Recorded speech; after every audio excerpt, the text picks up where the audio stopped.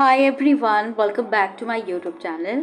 And आज हम पढ़ने वाले हैं बौद्ध धर्म के बारे में, जो कि आपके डीएलएड फर्स्ट सेमेस्टर एग्ज़ाम के लिए बहुत ही इम्पॉर्टेंट टॉपिक है। अगर आप सोशल साइंस या सोशल स्टडीज़ पढ़ रहे हैं, सामाजिक अध्ययन, तो उसमें ये आपका जो एक टॉपिक है बौद्ध धर्म एग्ज़ाम में बहुत पूछा जाता है। और इवन आप एस्टेट की तैयारी कर रहे हैं, सुपर टेट की तैयारी कर रहे हैं, और फिर आप यूपीटीटी के लिए यूपी टेट की तैयारी कर रहे हैं, अगर हिस्ट्री आपका ऑप्शनल या आर्ट्स आपका ऑप्शनल सब्जेक्ट है, तो आपके एग्ज़ाम में सेकंड पेपर में इससे क्वेश्चन आता है। So let's get started. इसका ब्रीफ मैंने आपको एक वीडियो में बताया है, जिसमें मैंने सारे टॉपिक कवर कर लिए हैं, बट उसमें नोट्स नहीं प्रोवाइड किया है मैंने। तो जस्ट मैंने एक ओवरव्यू आपको दिया था, और किस टाइप के क्वेश्चंस आपके एग्ज़ाम में आते हैं वो मैंने आपको बताया था। इसमें मैं आपके जो आपके सिलेबस में है, जितना आपके सिलेबस में टॉपिक है, आप डीएलएड कर रहे हो तो डीएलएड के जितने सिलेबस में है उसको हम यहाँ पे कवर करेंगे। So let's get started. बौद्ध धर्म के बारे में बात करें तो भारत शुरू से ही धार्मिक संस्कारों वाला देश रहा है, और बौद्ध धर्म के प्रवर्तक जो हैं वो महात्मा बुद्ध को माना जाता है, या गौतम बुद्ध भी कह सकते हैं। गौतम बुद्ध या महात्मा बुद्ध इनको कहा जाता है। और इनका जो जन्म हुआ था ये नेपाल, जो कि पहले इनका जो कि वर्तमान में नेपाल में है, नेपाल की तराई में स्थित कपिलवस्तु के समीप लुम्बिनी नामक ग्राम में एक शाक्य क्षत्रिय कुल के राजा शुद्धोधन के ही हुआ था। मतलब इनके जो पिता का नाम था ना वो शुद्धोधन था, और जो कि शाक्य क्षत्रिय कुल के थे। गोत्र जो इनका था शाक्य क्षत्रिय थे, और इनका जो गांव का नाम था लुम्बिनी ग्राम था, और ये जो जगह है ये नेपाल में है। क्लियर? चलिए आगे बढ़ते हैं। इनके बचपन का नाम क्या था? सिद्धार्थ था। और इनके माता का नाम था महामाया। महामाया इनके माता का नाम था। इनके जन्म के 7वें दिन ही बाद क्या हुआ था, इनके माता का निधन हो गया था। अतः इनका पालन पोषण उनकी मौसी या फिर सौतेली माँ कह सकते हैं, मौसी जो कि सौतेली माँ थी, इनकी सौतेली माँ प्रजापति गौतमी ने किया था, इसलिए गौतम के नाम से चर्चित थे, इसलिए इनका नाम गौतम पड़ा। और इनको बुद्ध कब कहा गया? जब इनको ज्ञान की प्राप्ति हो गई। तो बुद्ध जो उनका नाम मिला बुद्ध में, ये अभी हम आगे डिस्कस करेंगे। ठीक है। इनके जन्म के समय कालदेव एवं कौंडिन्य ने भविष्यवाणी भी की थी कि यह या तो चक्रवर्ती राजा बनेंगे या फिर एक महापुरुष, बचपन से ही महापुरुष बनेंगे। तो इनको जो कहा गया था, या तो फिर एक अच्छे योग्य राजा बनेंगे या फिर एक महापुरुष बनेंगे। बचपन से ही जो थे इनकी जो रुचि थी या फिर रुझान था, ये आध्यात्मिक की तरफ था, यानी आध्यात्मिकता या स्पिरिचुअल जो चीज़ें होती हैं उनके प्रति इनका बहुत इंटरेस्ट था। और यह सब देख कर क्या किया, इनके पिता जो थे इन्होंने 16 वर्ष की आयु में इनका विवाह करा दिया। इनकी पत्नी का नाम था यशोधरा, जो कि एक राजकुमारी थी। ठीक है। 28 वर्ष की आयु में क्या हुआ, इनको एक पुत्र हुआ था जिसका नाम राहुल था। तो इनके पुत्र का नाम राहुल और इनकी पत्नी का नाम यशोधरा था। इतना सभी होने पर भी उनका मन दाम्पत्य जीवन में नहीं लगा। इनके पिताजी ने सोचा था कि इनका विवाह कर देंगे तो ये सामाजिक के जो आध्यात्मिक जीवन है उससे दूर हो जाएंगे। फिर भी क्या हुआ, इनका मन अपने वैवाहिक जीवन में नहीं लगा, और संसारिक दुखों के बंधनों ने उन्हें बराबर अशांत बनाए रखा। और ये संसारिक दुखों की बात इसलिए की जा रही है, जब ये कभी महल के बाहर गए, क्योंकि इनके पिताजी थे उन्होंने कभी भी इनको बाहर नहीं भेजा महल के बाहर। जब ये अचानक महल के बाहर चले गए और वहाँ पे उन्होंने जीवन की 4 अवस्थाओं को देखा था, जिसमें इन्होंने एक बूढ़े व्यक्ति को देखा था, एक डेड बॉडी देखी थी, एक शव को देखा था, और एक बीमार व्यक्ति को देखा था, और एक सन्यासी था उसको देखा था। इसकी वजह से ये इन बंधनों से दूर होना चाहते थे, अशांत हो गया था इनका मन। और इसी कारण एक दिन क्या हुआ था, 29 वर्ष की आयु में गौतम ने, जो गौतम बुद्ध कहा जाता है जिन्हें, इन्होंने अपना घर त्याग दिया, यानी घर छोड़कर चले गए। और इस घटना को बौद्ध धर्म में महाभिनिष्क्रमण कहा जाता है। ये बहुत इम्पॉर्टेंट है। अब आगे की परीक्षाओं में अगर आप बैठेंगे तो ये आपके एग्ज़ाम की दृष्टि से बहुत इम्पॉर्टेंट है। तो महाभिनिष्क्रमण कहा गया है।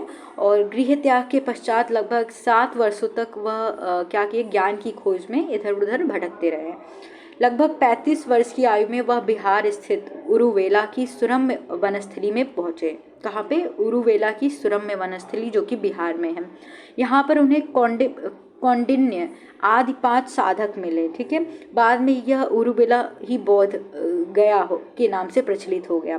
तो मतलब ये गया गए, ये गया में उन्होंने ज्ञान की प्राप्ति की और इसे ही बोध गया के नाम से जाना जाता है। बोध गया कहते हैं इसको। तो यह बिहार में स्थित है। यह वही स्थान है जहाँ पीपल के पेड़ के नीचे गौतम को समाधि लगाने के 49वें दिन ज्ञान प्राप्त हुआ था। तभी वे बुद्ध तथा पीपल को पेड़ बोधि वृक्ष के नाम से जाने लगे। तो यही एक जगह थी जहाँ पे इन्होंने तपस्या की, कठिन तपस्या की और इनको ज्ञान प्राप्त हुआ। ज्ञान प्राप्त होने के बाद इनको बुद्ध की उपाधि मिली, यानी तब से ही इनको गौतम बुद्ध के नाम से लोग जानने लगे। और पीपल का जो पेड़ था उसे बोधि वृक्ष कहने, मतलब पीपल के पेड़ के नीचे तब से इस वृक्ष को बोधि वृक्ष कहा जाने लगा। और यहाँ पे एक नदी थी, इसका यहाँ पे मेंशन नहीं है, निरंजना नदी थी। इसी नदी के तट पे रात का समय था तो इनको ज्ञान प्राप्त हुआ था और इसके बाद इनको बुद्ध की उपाधि दी गई। ज्ञान प्राप्त होने के बाद बुद्ध ने वाराणसी के समीप सारनाथ में अपना 5 शिष्य जो कि जाति के ब्राह्मण थे तो को पहली बार उपदेश दिया था। तो ज्ञान प्राप्ति के पश्चात इन्होंने सारनाथ में अपने 5 शिष्यों को क्या दिया? उपदेश दिया था। और बुद्ध का यह प्रथम उपदेश बौद्ध परंपरा में धर्म चक्र प्रवर्तन के नाम से जाना जाता है। यानी उपदेश देने को, यानी इन्होंने पहला जो उपदेश दिया था इसको ही बौद्ध ग्रंथ में, बौद्ध धर्म में धर्म चक्र प्रवर्तन के नाम से जाना जाता है। ये भी बहुत इम्पोर्टेंट है। इसके पश्चात क्या हुआ था? उन्होंने कई राज्यों जैसे मगध, कौशल, कौशाम्बी आदि का भी भ्रमण किया और वहाँ पे भी उपदेश दिया। उन्होंने मगध को अपना प्रमुख प्रचार केंद्र बनाया था। तो कहा जाता है कि इन्होंने सबसे ज़्यादा उपदेश कहाँ पे दिया था? श्रावस्ती में, जो कि यूपी में है। तो ये भी नोट कर लीजिए, एग्जाम की दृष्टि से बहुत इंपॉर्टेंट है। तो सबसे ज़्यादा इन्होंने श्रावस्ती में अपना उपदेश दिया था, बाकी तो सारनाथ में इन्होंने दिया ही था पहला उपदेश। महात्मा बुद्ध के उपदेश इतने प्रभावित है कि अनेक शासक, जैसे कि यह था मगध का शासक बिंबिसार, कौशाम्बी का उदयन तथा कौशल का प्रसेनजित बुद्ध के अनुयायी यानी फॉलोअर बन गए थे। जो बड़े लोग थे वो भी इनके फॉलोअर्स बन गए थे। बुद्धत्व प्राप्ति के पश्चात बुद्ध ने अपना संपूर्ण जीवन बौद्ध धर्म के प्रचार प्रसार में ही लगा दिया।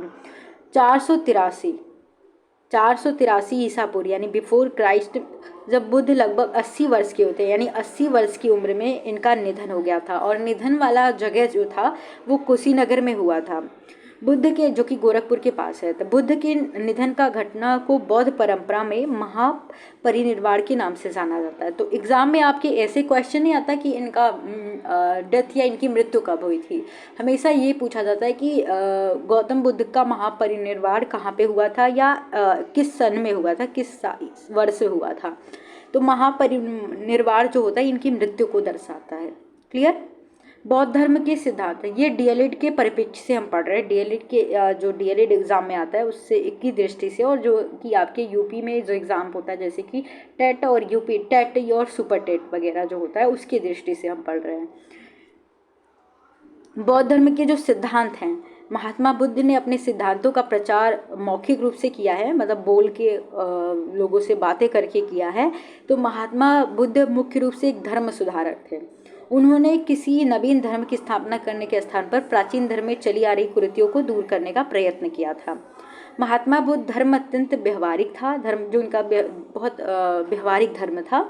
और महात्मा बुद्ध का मत था कि मनुष्य जीवन में आदि से अंत तक दुख ही दुख है। मतलब इन्होंने 4 सत्य कथन कहे थे कि मनुष्य के जीवन में जो मनुष्य, ये या तो फिर कह सकते हैं ये जो संसार है ना दुखों से भरा हुआ है। ठीक है, तो दुखों से मुक्त होने के लिए उन्होंने कुछ सिद्धांत दिए थे, वो भी हम डिस्कस करेंगे। तो इन्होंने पहले तो ये जो कथन, सत्य कथन कहा था कि जो संसार है वो दुखों से भरा हुआ है और दुखों का जो मेन कारण, दुखों के कई कारण हो सकते हैं, इसमें से जो सबसे मुख्य कारण होता है वो है मनुष्य की इच्छा। और उसके बाद इन्होंने कहा था कि इन इच्छाओं को कंट्रोल किया जा सकता है या नियंत्रण किया जा सकता है। तो इन्होंने कुछ सिद्धांत दिया था, वो हम देखेंगे। पहला, चार्य आर्य सत्य।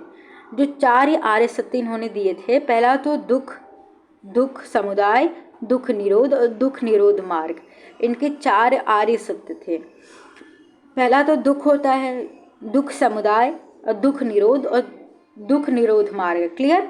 अब दुख क्या होता है, दुख को कैसे डिफाइन किया इन्होंने, तो महात्मा बुद्ध के अनुसार जीवन में दुख ही दुख है, अर्थात क्षणिक सुखों का सुख मानना अदूरदर्शिता है, मतलब हमारा जीवन दुख से भरा हुआ है, इनका ये मानना था। दूसरा जो इन्होंने बोला, दुख समुदाय।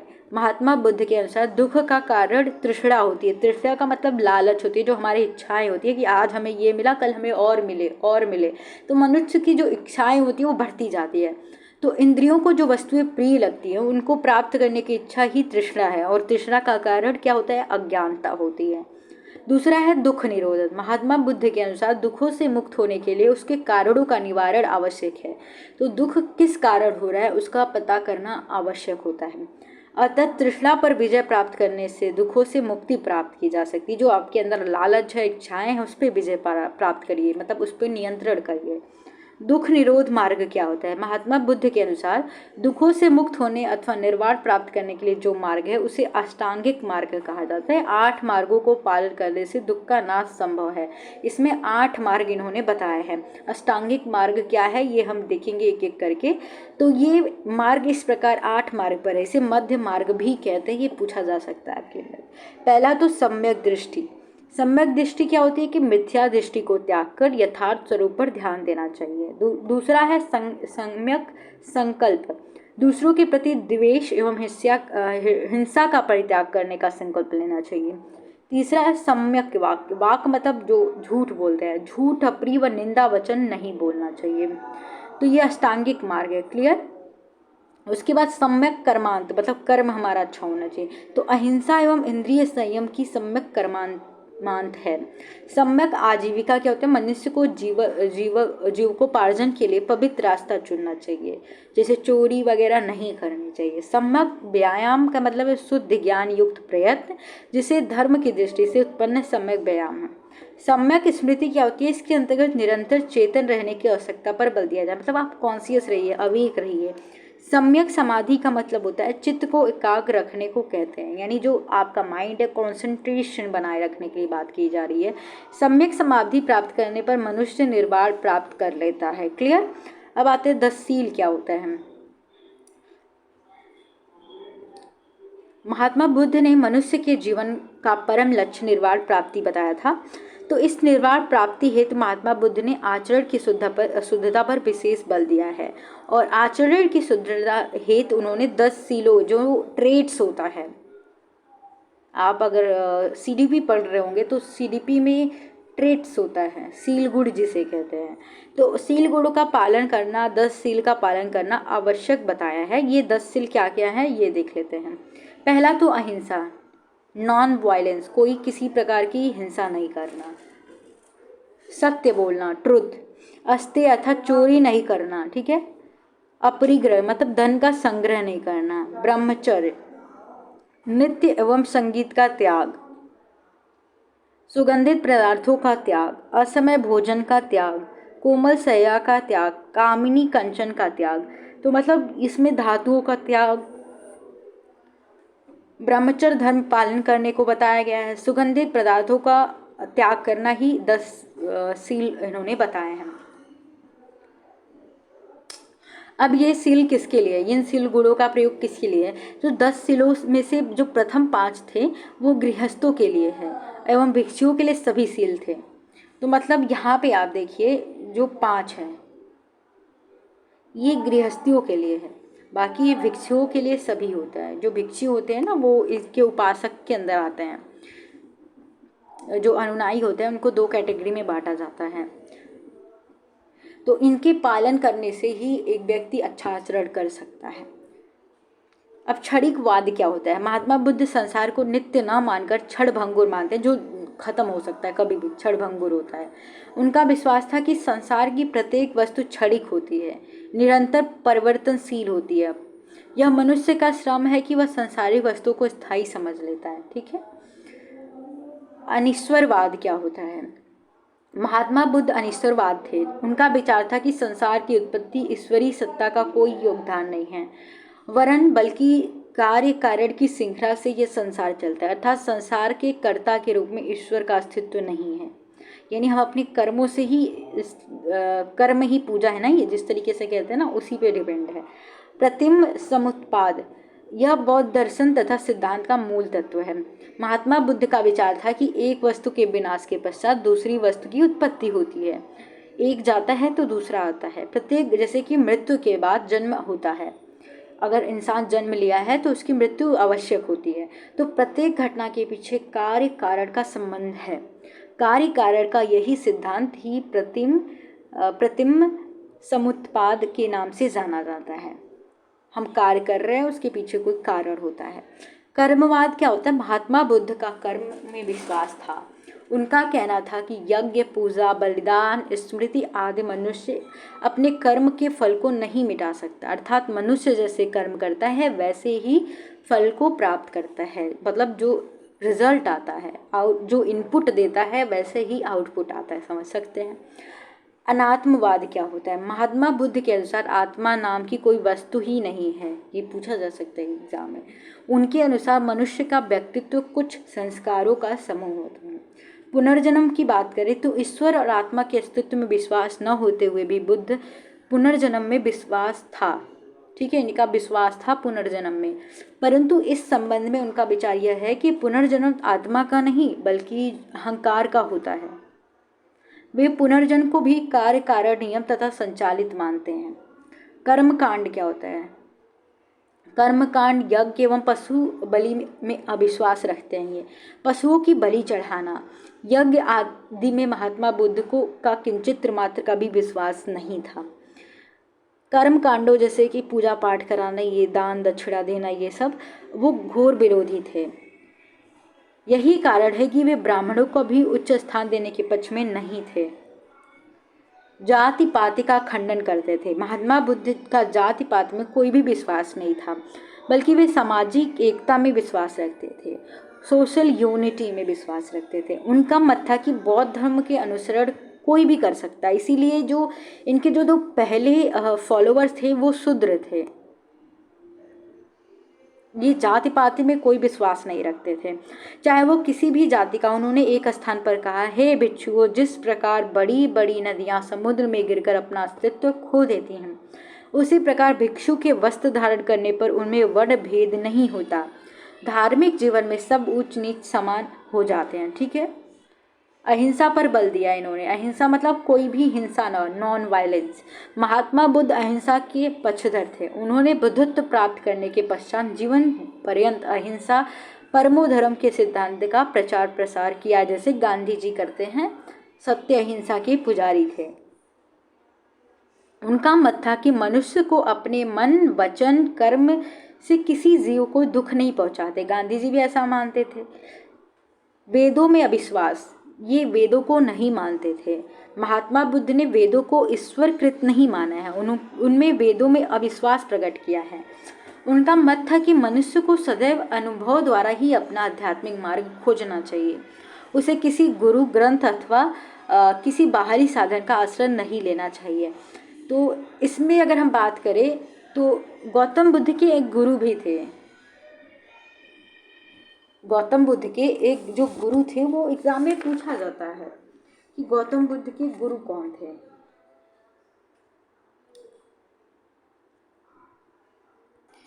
तो वो गुरु थे अलार कलाम। आपके एग्जाम में पूछा जा सकता है कि अलार कलाम इनके गुरु थे, पहले गुरु थे।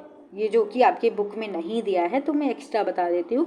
अलार कलाम थे। ठीक है, निर्वाण क्या होता है? निर्वाण आपने सुना होगा, निर्वाण क्या होता है? तो महात्मा बुद्ध के अनुसार निर्वाण वह अवस्था है जिसमें ज्ञान की ज्योति द्वारा अज्ञान रूपी अंधकार की समाप्ति हो जाती है, अर्थात मनुष्य की समस्त वासनाएं और तृष्णाओं का नाश हो जाता है।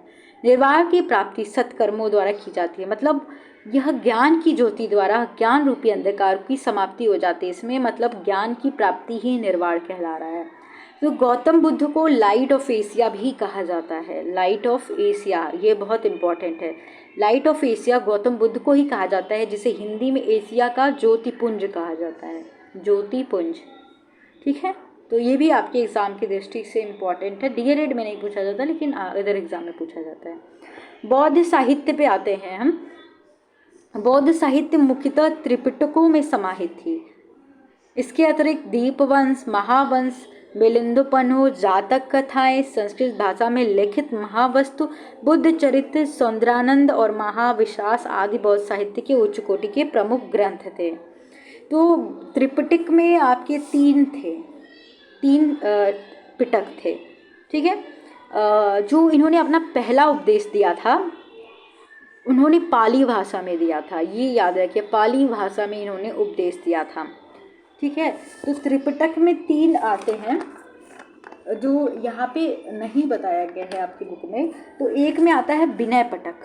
त्रिपिटक के इसका नाम ही त्रिपिटक पड़ा। विनय पिटक हो गया, सुत्त पिटक। विनय पिटक में बेसिकली जो भिक्षु होते हैं ना, उनके आचरण संबंधित नियम दिए होते हैं।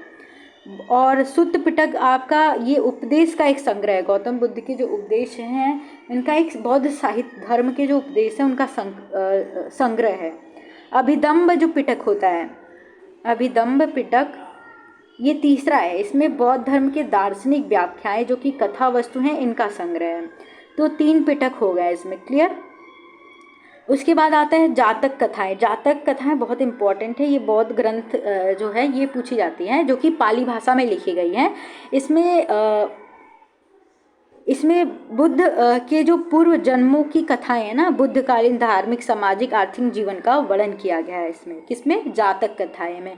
और जातक कथाओं के ही हमें वहाँ पे अजंता एलोरा की गुफाओं में मिलता है। इसकी कथाएं रचित हैं, चित्रात्मक रूप से मिलती हैं।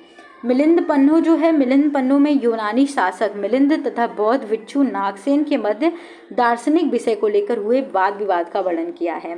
दीपवंश और महावंश, इसमें तत्कालीन सामाजिक, धार्मिक, राजनीतिक दशा तथा श्रीलंका के राजवंशों का वर्णन किया गया है। ये दोनों ग्रंथ पाली भाषा में लिखे गए हैं। इनकी रचना श्रीलंका में की गई थी, क्लियर। अब यहाँ पे हम जान लेते हैं जो बौद्ध धर्म था, ये लास्ट में चल के 2 भागों में बट गया था। पहला था हीनयान, दूसरा था महायान। हीनयान शब्द का अर्थ होता है निम्न मार्ग, यानी सबसे प्राचीन था ये। इस शब्द का प्रयोग महायानियों द्वारा अपने विरोधियों के लिए किया गया था। महायान शब्द का अर्थ था उत्कृष्ट मार्ग। इस संप्रदाय की स्थापना नागार्जुन द्वारा की गई थी। इसके अनुयायी जो थे महायानी कहलाते थे। तो हीनयान क्या था? ये बहुत कठिन मार्ग था और इसके द्वारा बहुत कम लोग ही निर्वाण को प्राप्त कर सकते, जबकि महायान था ये नवीन था और इसके द्वारा बहुत से लोग निर्वाण की प्राप्ति कर सकते थे। जो महायान थे ये गौतम बुद्ध के मूर्ति पूजा पे विश्वास रखते थे, जबकि ये लोग उनके अलौकिक रूप थे। ठीक है, क्लियर। चलिए आगे बात करते हैं बौद्ध संगीति। बौद्ध संगीति को या बौद्ध सभा भी कहते हैं। ठीक है, सभा। तो बौद्ध धर्म की व्याख्या हेतु बौद्ध सभाओं का आयोजन किया था, जिन्हें बौद्ध संगीति के नाम से जाना जाता है। तो सभाओं को ही बौद्ध संगीति के नाम से जाना जाता है। तो 4 बौद्ध संगीतियों का आयोजन हुआ था, ये डिस्कस कर लेते हैं। पहला जो था ये महात्मा बुद्ध के निर्वाण प्राप्त करने के कुछ समय बाद ही, जैसे 483 ईस्वी पूर्व में अजातशत्रु के शासनकाल में बिहार स्थित राजगृह के सप्तपर्णी गुहा में प्रथम बौद्ध संगीति का आयोजन किया गया था। कहाँ पे? जो राजगृह है कहाँ पे है? बिहार में। तो बिहार में किया गया था। और किसके उस समय जो राजा थे जो शासन करते थे वो थे अजातशत्रु। ठीक है, अजातशत्रु के टाइम पे ये किया गया था। कहाँ पे? बिहार में। तो इस संगीति में बुद्ध के उपदेशों को 2 पिटकों जैसे कि विनय पिटका और सुत्त पिटक में संकलित किया गया था। द्वितीय जो सेकेंड सभा हुआ था, बौद्ध संगीति हुई थी, ये बौद्ध भिक्षुओं में उत्पन्न आपसी मतभेदों को दूर करने के लिए महात्मा बुद्ध के निर्वाण के लगभग 100 वर्ष बाद यानी 383 ईसा पूर्व में वैशाली यानी चुलबंग वैशाली में कालाशोक के शासनकाल में द्वितीय बौद्ध संगीति का आयोजन किया गया था। तीसरा जो हुआ था ये अशोक के शासनकाल में हुआ था 250 ईसा पूर्व में, और जो कि मौर्य वंशीय शासक थे। और कहाँ पे हुआ था? पाटलिपुत्र में किया गया था। और इस संगीति में लगभग 100-1000 भिक्षुओं ने भाग लिया था। ठीक है, तो जो 4th वन है जो फोर्थ वन है ये बौद्ध संगीति का आयोजन कुषाण वंशीय शासक कनिष्क के शासनकाल में हुआ था। कहाँ पे हुआ था? और ये सेकेंड और फर्स्ट शताब्दी में, यानी समझ सकते हैं 102 ईस्वी में हुआ था ये। ठीक है, ये कश्मीर के कुंडल वन में किया गया था, बहुत इंपॉर्टेंट है, कुंडल वन में किया गया था और कनिष्क के टाइम पे किया गया था। इस संगीति की जो अध्यक्षता की थी वसुमित्र ने की थी। और इस संगीति के पश्चात बौद्ध अनुयायी जो थे हीनयान और महायान दो स्वतंत्र संप्रदायों में विभक्त हो गए। हीनयान और महायान, जो अभी मैंने ऊपर आपको बताया। बौद्ध धर्म की उन्नति अथवा प्रसार कैसे हुआ ये भी देख लेते हैं। महात्मा बुद्ध के प्रयासों से बौद्ध धर्म खूब फला फूला और सर्वत्र प्रचलित हो गया।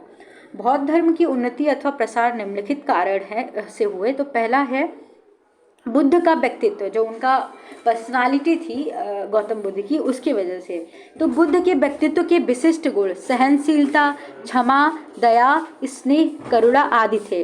उनकी सरलता, अकाट्य तर्क एवं प्रभावशाली उपदेश, ये कुछ ऐसी बातें थी जो राजा से लेकर रंग तक प्रत्येक व्यक्ति को उनकी ओर आकर्षित करता था और वो उनके फॉलोअर बन जाते थे।